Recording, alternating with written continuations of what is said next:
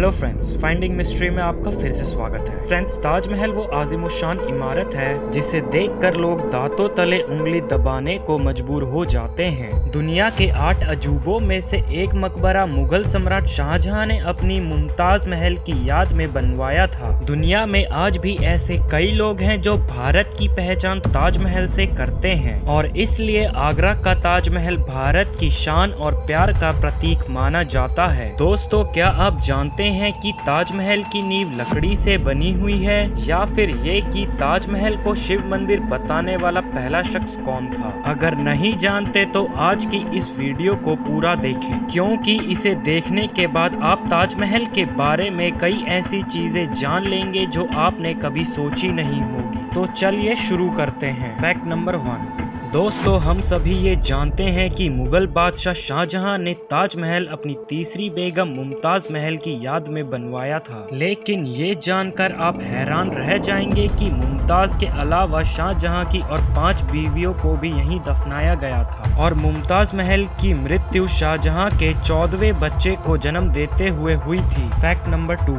शाहजहां ने ताजमहल का निर्माण 1632 में शुरू करवाया था और 1653 तक चला। इस तरह ताजमहल को बनने में पूरे 22 साल लगे। ताजमहल को बनाने में करीब 22,000 मजदूरों ने काम किया था, जिनमें भारत के अलावा 1200 तुर्की के मजदूर भी थे। Fact number 3। दोस्तों, ये जानकर हैरान होंगे कि सफेद संगमरमर से बनी इस विशालकाय और खूबसूरत इमारत की नींव लकड़ी से बनाई गई थी। इससे भी हैरानी की बात यह है कि इसकी नींव में जो लकड़ी है वो यमुना के पानी के नमी के कारण ही अपनी मजबूती बनाए हुए है, जबकि आमतौर पर कोई भी लकड़ी पानी के संपर्क में आते ही खराब हो जाती है। उससे उलट नमी की मौजूदगी में लकड़ी और भी मजबूत होती जाती है। शायद यही वजह है कि शाहजहां ने इस खूबसूरत इमारत को यमुना नदी के किनारे बनाया था। Fact number 4। ताजमहल के हर नींव वाले कोने में एक एक मीनार है। ये चारों मीनारें मकबरे को संतुलन देती है। ये चारों मीनारें 41.6 मीटर ऊंची है और दिखने में ये सीधी लगती है, लेकिन रियल में ये बाहर की और हल्की सी झुकी हुई है और इसका कारण ये है कि मीनारें भूकंप जैसे आपदा के समय मुख्य इमारत पर गिरकर उसे नुकसान ना पहुंचा सके। Fact number 5। ताजमहल के निर्माण के लिए शाहजहां ने दुनिया के कई और देशों से बेशकीमती रत्न और पत्थर मंगवाए थे। शाहजहां चाहता था ऐसा भव्य इमारत का निर्माण जो दुनिया ने पहले कभी न देखा हो। इसके लिए सफेद संगमरमर राजस्थान के मकरान से लाया गया था। जेड और क्रिस्टल चाइना से मंगवाया गया था। लैपिस लजूली अफगानिस्तान से तो तुर्किश तिब्बत, जैस्पर पंजाब से तो सफायर श्रीलंका से और कार्नेलियन अरब से मंगवाया गया था। कुल मिलाकर ऐसे ही 28 बेशकीमती रत्नों को सफेद संगमरमर में जड़ा गया था। इन सभी चीजों को विदेश से आगरा लाने के लिए 1000 से भी ज्यादा हाथियों का इस्तेमाल किया गया था। Fact number 6। आजादी की पहली लड़ाई यानी 1857 की क्रांति के दौरान अंग्रेजों ने ताज को काफी नुकसान पहुंचाया। उन्होंने ताजमहल पर लगे सभी महंगे बड़े बड़े बेशकीमती रत्नों को ताजमहल की दीवारों से खोद कर निकाल लिया था। Fact number 7। दोस्तों, हम बचपन से ही सुनते आ रहे हैं कि शाहजहां ने ताजमहल बनाने वाले कारीगरों और मजदूरों के हाथ कटवा दिए थे,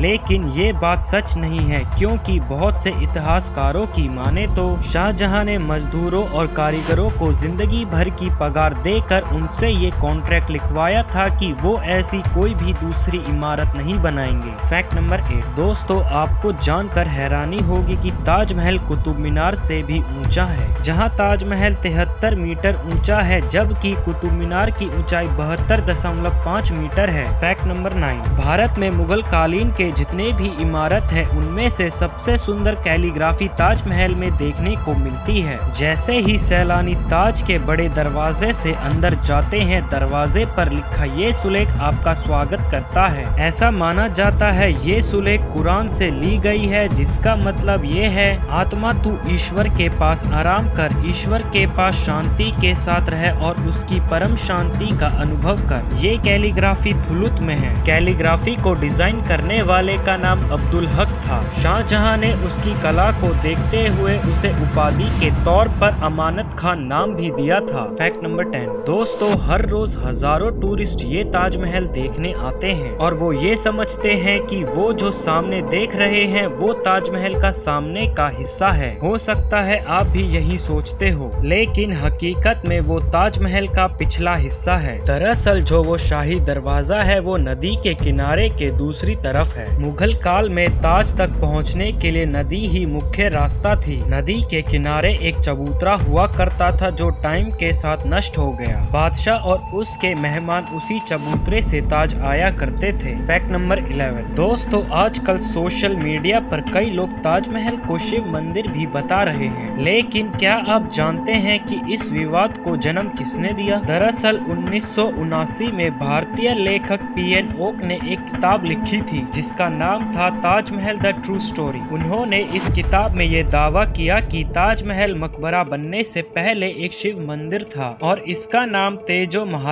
था। इतना ही नहीं, पीएन ओक ने अपनी बात को साबित करने के लिए सन 2000 में ताज की साइट खोदने के लिए सुप्रीम कोर्ट को अर्जी भी दी थी, जिसे सुप्रीम कोर्ट ने रद्द कर दिया। बाद में आर्कियोलॉजिकल सर्वे ऑफ इंडिया ने स्पष्ट किया कि ताजमहल कभी एक शिव मंदिर था। इस बात का कोई सबूत नहीं है, बल्कि शाहजहां ने ताज को बनवाया था। इसके प्रमाण इतिहास के पन्नों में दर्ज है। फैक्ट नंबर 12, दूसरे विश्व युद्ध 1971 के भारत पाकिस्तान युद्ध और 9/11 के हमले के समय ताजमहल को छिपाने के लिए आर्कियोलॉजिकल सर्वे ऑफ इंडिया ने ताजमहल के गुंबद के चारों तरफ बांस का घेरा बनाकर हरे रंग की चादर से ढक दिया था। ऐसा इसलिए किया गया था जिससे ताजमहल की पोजीशन को दुश्मनों की नजर से बचाया जा सके। फैक्ट नंबर 13, आप ये जानकर हैरान रह जाएंगे कि ताजमहल में लगे सभी फव्वारे सारे एक साथ ही काम करते हैं। दरअसल हर फव्वारे के नीचे एक टंकी लगी है जो कि